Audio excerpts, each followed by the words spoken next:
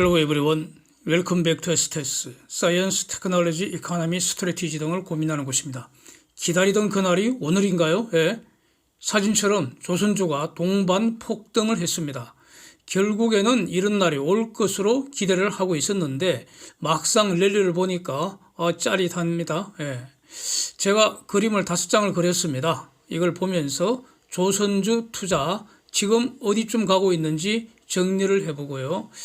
그 다음에 이제 마지막에 지금 언제나 시대를 초월해서 매우 중요한 논제인데 바로 투자가 무엇이며 도박과 어떻게 구별할지 또 사기 도박은 또 무엇인지 요 3자 간의 구별 기준 간단하고 명료하게 정리를 하고요. 네.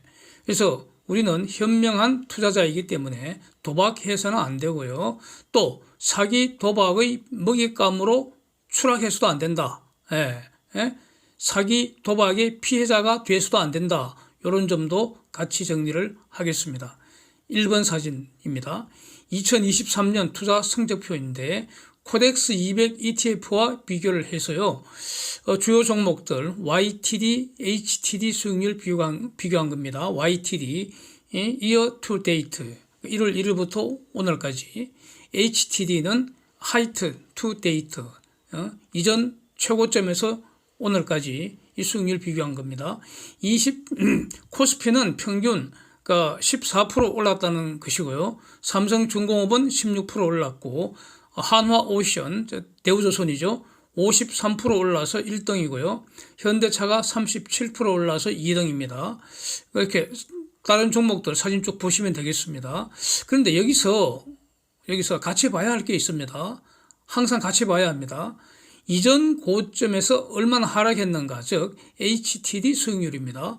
코스피는 고점에서 여전히 마이너스 23% 하락해 있고요. 삼성중공업은 마이너스 21%인데 한화오션은 마이너스 29%, 현대차 마이너스 28%입니다. 그래서 종목마다 리스크 리턴 캐릭터리스틱이 다 다르다는 겁니다.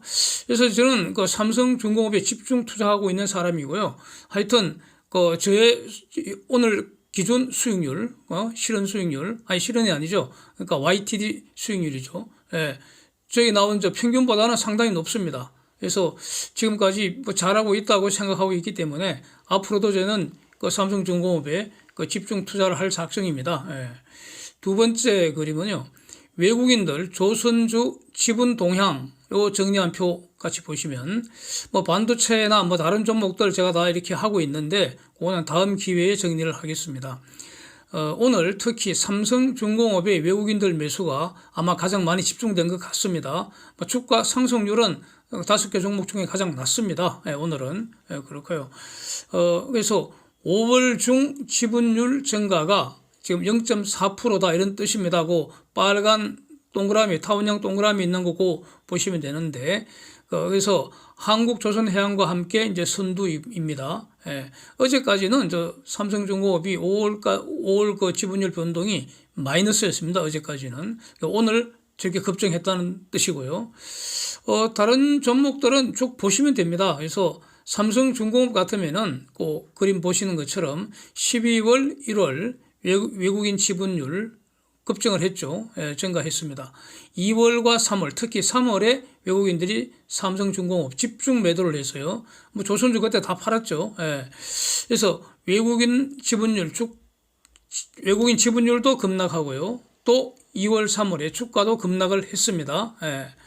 그러면서 공매도 잔고도 급증하는 모습을 보였습니다.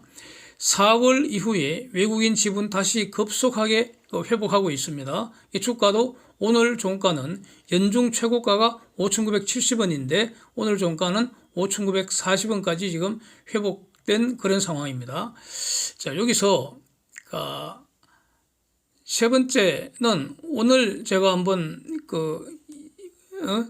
예전에 찾아놓았던 자료를 다시 한번 찾아서 정리를 했는데 뭔가니 삼성중공업에 대해서 외국인과 기관의 대량 순매수한 과거 사례 정리를 해봤습니다.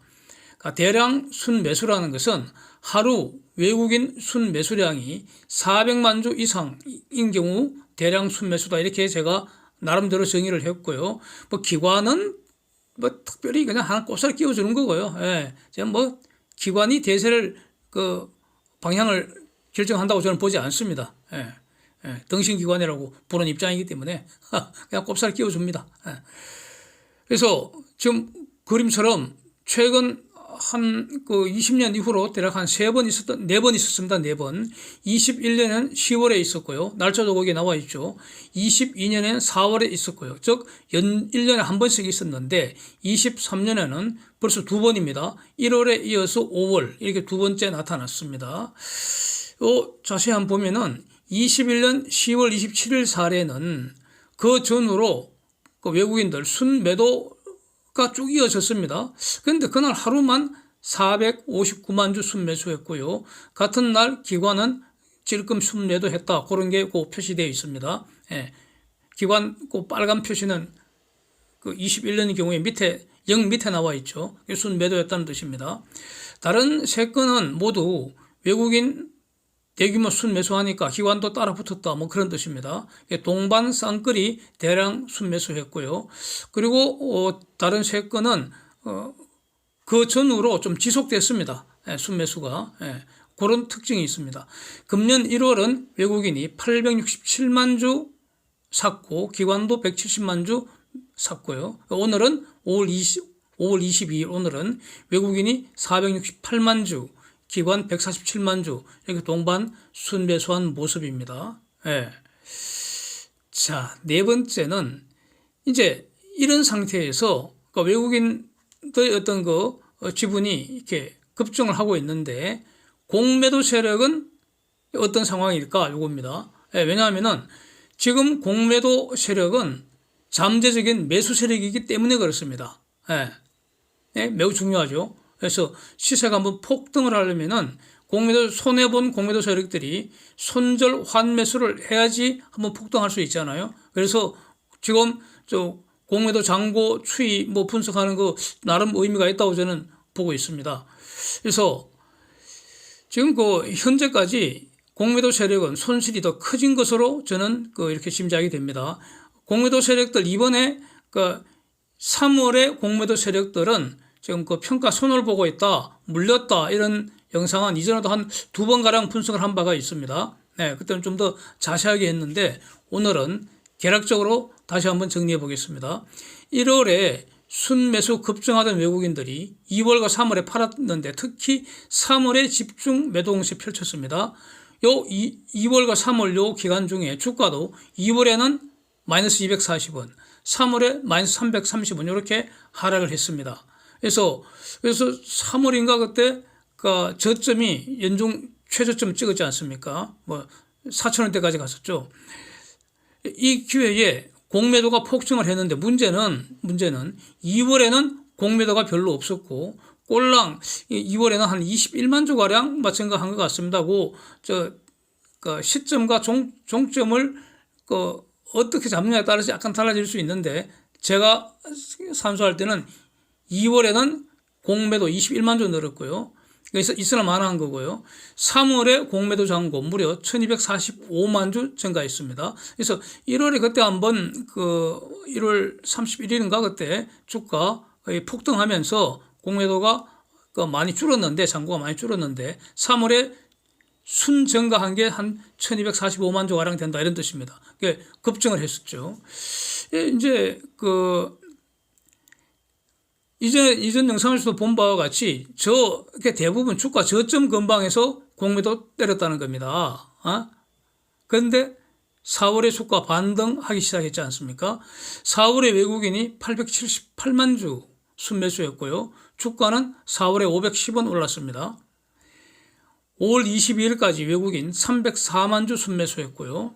주가가 260원 올랐습니다. 예.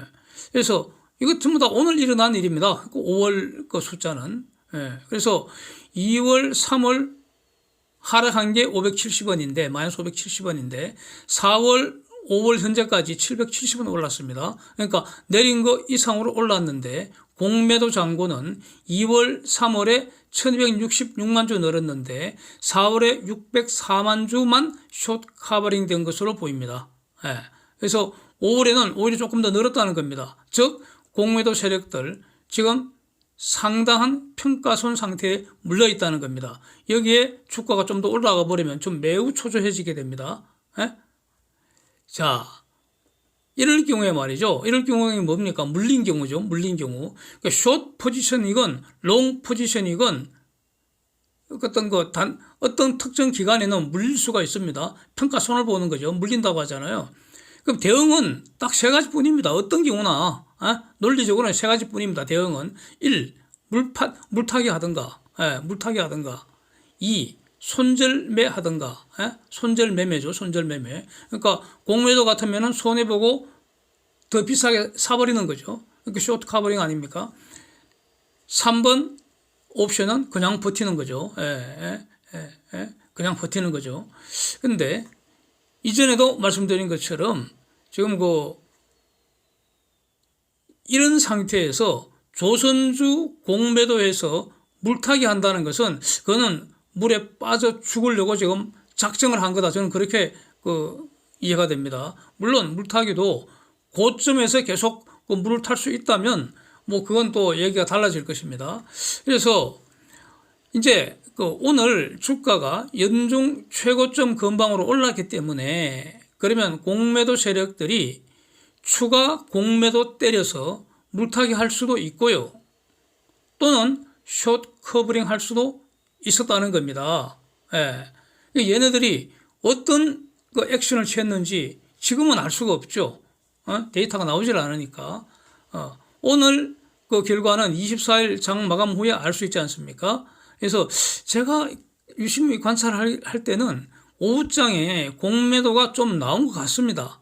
그런데 효과가 없었다는 겁니다.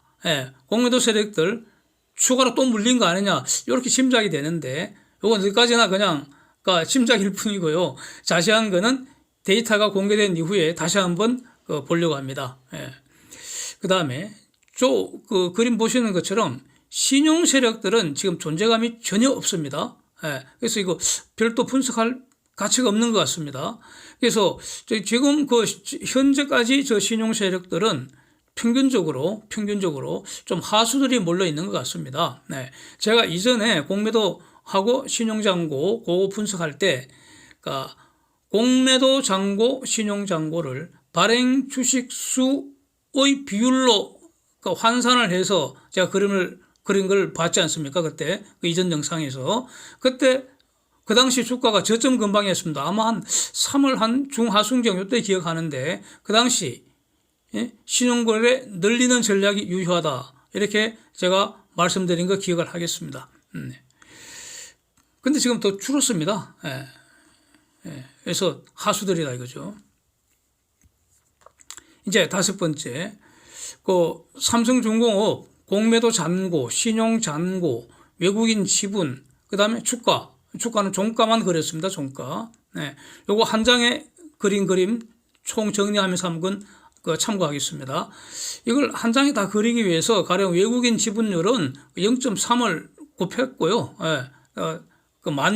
단위는 만주이고 주가는 원인데 또 주가 같으면 0.5를 이렇게 곱해서 제목처럼 이렇게 표시를 해뒀습니다. 이제 앞으로 어떻게 될지 한번 전망을 해보겠습니다. 삼성중공업 분기별 실적 정리한 그림 이제 한번 보시면은 이전에 한번 여러 번 봤습니다. 23년 1분기까지는 실제 발표된 공시된 데이터이고요. 실제 데이터이고요. 2분기 이후는 제가 추정한 것인데, 저는 삼성중공업이 작년 말에 공시한 게 있습니다.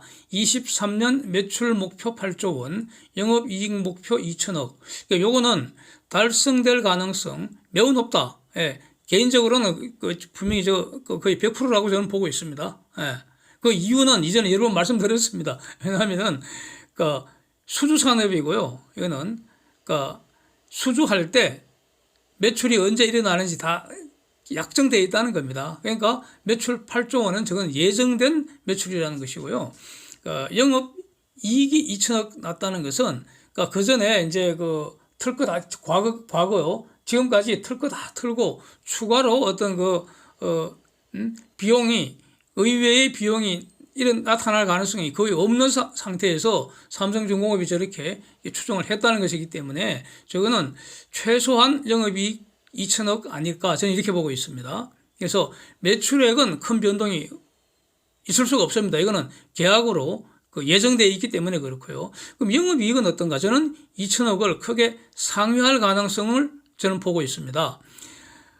그래서 2분기 영업이익은 지금 1분기 발표액이 196억 원인데 저 이제 연간 영업이익 2천억 되려면 분기 평균이 500억 아닙니까? 근데 1분기는 196억 원, 이 역사적 흑자 전환인데 분기 평균 500억보다는 훨씬 적잖아요.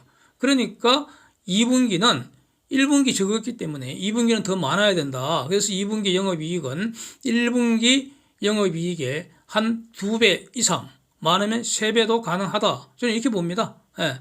만약에 2분기 영업이익이 600억 원보다 적다면은 그러면 3분기는 600억 원보다 더 많아야 된다는 겁니다. 예. 그래서 이건 간단한 산수 아니겠습니까? 그 다음에 2천억 이상 될 가능성, 이것도 뭐 여러 번 말씀을 드렸는데 뭐 이렇게 생략하겠습니다. 반복하지 않고요. 예.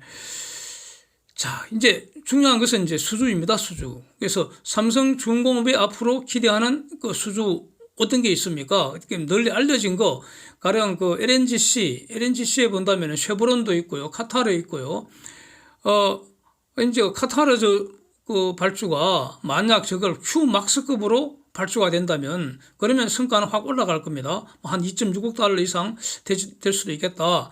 지금 어저께 제가 예상한 거 한 2.35억 달러였나? 한 척당. 그거는 17.4만 큐빅미터. 그러니까 표준 사이즈일 때 그렇고요.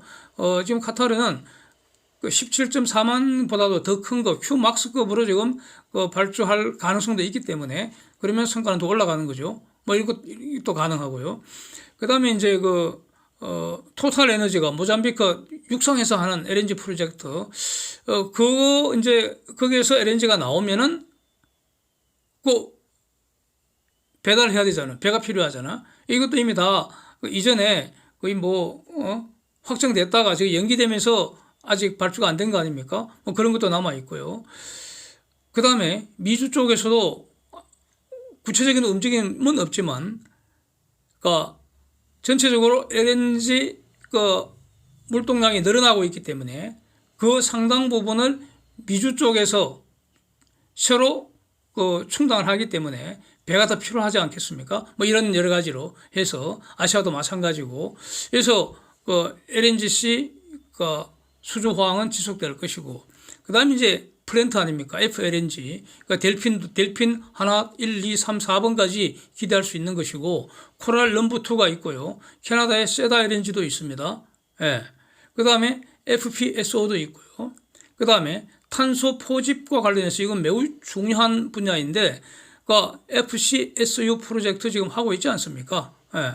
그 다음에 액화 이산화탄소 운반선, FCSU가 있다는 것은 액화 이산화탄소 운반선도 반드시 필요하다. 그러니까 FCSU, 부유식 이산화탄소 저장했다가 해제 파묻는 플랜트죠. 그거하고 액화 이산화탄소 운반선은 콤비입니다. 콤비. 예. 짝꿍입니다. 같이 필요한 것이죠. 그 다음에 이제 각종 컨테이너선도 에버그리나, 그 다음에 CJ, CMA에서도 지금 상당히 많은 물량, 적지 않은 물량을 지금 입찰 준비를 하고 있다고 합니다. 예, 그런 여러 가지 외신 보도가 많이 있었는데 제가 영상으로 별도로 하지는 않았지만 그렇습니다. 그러니까 컨테이너선은 여전히 발주가 일어나야 합니다. 친환경 선박으로 교체를 해야 하기 때문입니다. 유조선도 마찬가지고요. 그래서 지금도 유조선 관련해서는 소형 유조선, 그 다음에 각종 유조선은 원유를 실어 나르는 것이고요. 그 다음에 원유를 가공하면 각종 석유화학 제품이 나오잖아요. 석유화학 제품을 실어 나르는 선박. 요건 이제 그냥 PC선 또는 탱크선이라고 하는데, 요거는 주로 선박이 째매탑니다. 그래갖고 삼성중공업 하기는 좀 그렇고요. 주로 이제 현대미표가 이거 그 수주를 많이 하고 있지 않습니까? 금년 들어서. 그래서 어저께도 현대미포가 PC선 수주했고요. 오늘은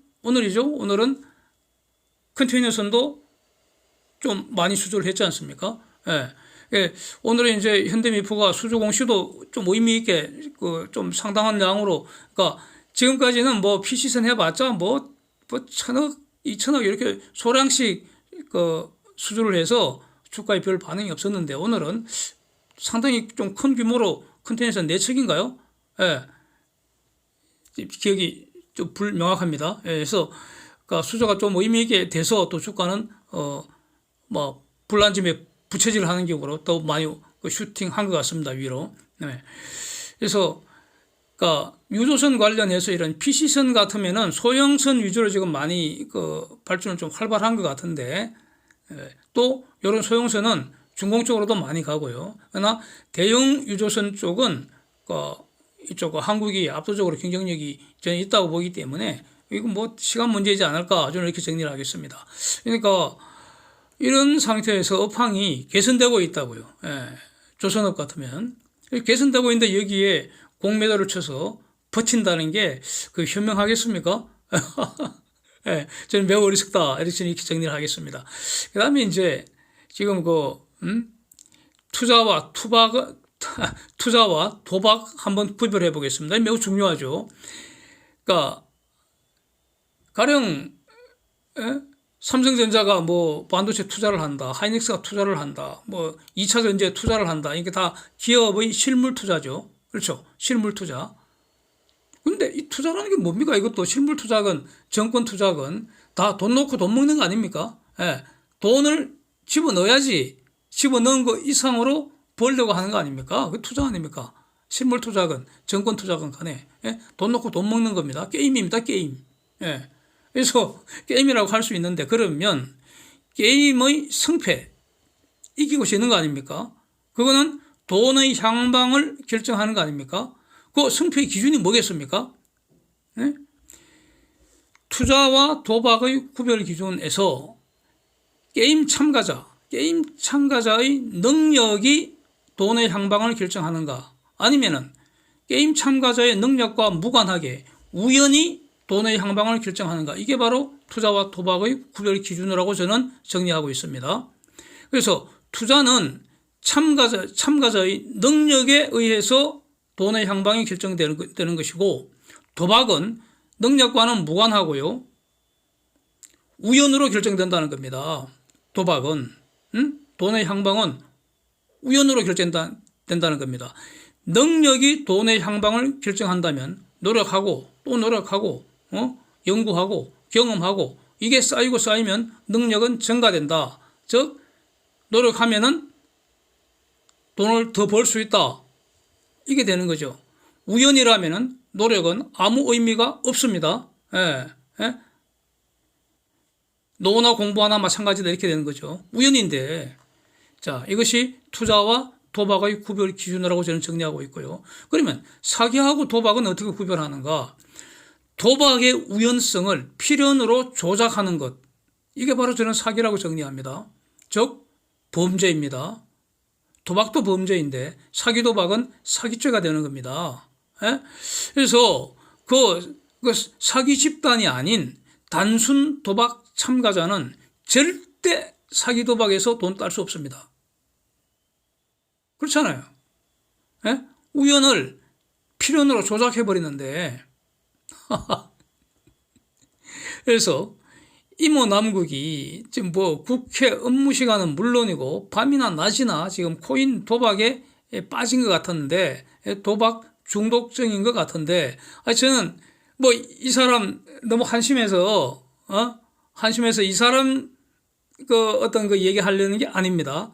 다만 이 사람 이 사건을 너무나 엄청난 사건이기 때문에 이걸 그러니까 기회에 이 투자, 도박, 사기 도박, 이걸 생각해 보자는 겁니다. 지금 이 방송에서는 말이죠, 코인 투자, 가상화폐 투자, 이런 말을 하고 있는데, 이게 이 용어 자체가 저는 매우 잘못됐다, 이걸 지적하고 싶습니다. 본질은 저거 투자가 아닙니다. 사기 도박이라고 봐야 합니다. 저거 사기 도박입니다. 코인 투자가 아니고 코인 도박이고요. 그리고 더 본질은 코인 사기 도박이라는 겁니다.